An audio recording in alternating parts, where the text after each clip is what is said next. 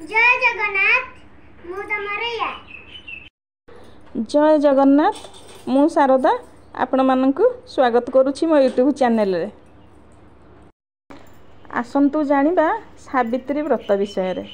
सावित्री व्रत प्रतिवर्ष ज्येष्ठ मास अमावास्या तिथि रे ही पड़ी थाए। चलित वर्ष तो सावित्री व्रत जून 6 तारिख रे पड़ुछि। सावित्री व्रत हेउछि आम ओडिया मानकर विशेष करी विवाहित माँ मानकर गोटे बड़ पर्व। खास करी नारी माने सावित्री व्रतर 2 दिन पूर्व नुआ चूड़ी नुआ मंगलसूत्र पिंधिबा उचित, कारण एही व्रत दिन चूड़ी मंगलसूत्र खोलिकी आउ थरे पिंधिबा उचित नुहे। सावित्री व्रत दिन जेउ चूड़ी बा मंगलसूत्र पूजा करिथिबे सेही चूड़ी बा मंगलसूत्र पिंधिबार नियम अछि। एही माँ माने हलदिया बा लाल रंगर व्रत पूजा करिवे, किंतु मने रखिबे जे व्रत आपण पूजा करिथिबे सेतेरे 7टी गंठी पकाया पई भूलिबे नाही। माँ माने केवल डाहाण हाथ रे ही व्रत को बांधिबा नियम अछि।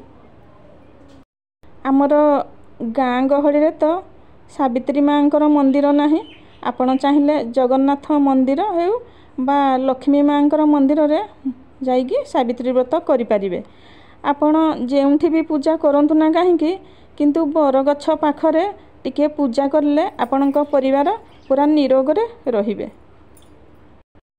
एही सावित्री व्रत दिन आपण परर निंदा बा परर चुगुली विषय आलोचना न करिले बहुत भल। व्रतधारी माँ माने दिन बेला मध्य शोइबे नाही। एही दिन आपण फलमूल बा सागुर पणा मध्य पी परिबे। सावित्री व्रत को माँ माने दिन सारा पिंधि परिबे। ता पर दिन सेई पिंधिथिबा व्रत को नहीं नदी नाल बा पोखरी रे विसर्जन करि परिबे। तो आपण माने जदि चाहिबे व्रत को वर्ष सारा मध्य पिंधि परिबे।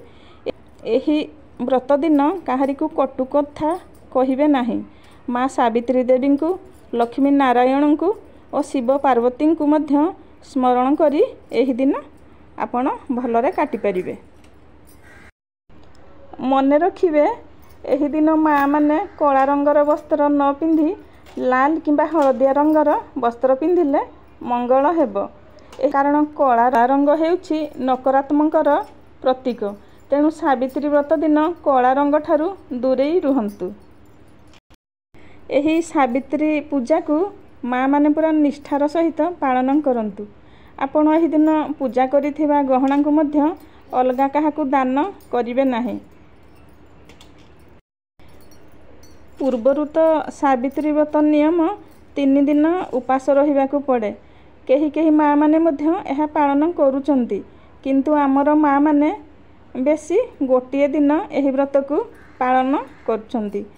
किछि नाही, आपण गोटिए दिन करंतु, ताहा निष्ठार सहित करी सौभाग्यवती लाभ करंतु और सुख शांति रे अधिकारी हुअंतु। माँ माने निज स्वामी को पाद तले प्रणाम करंतु।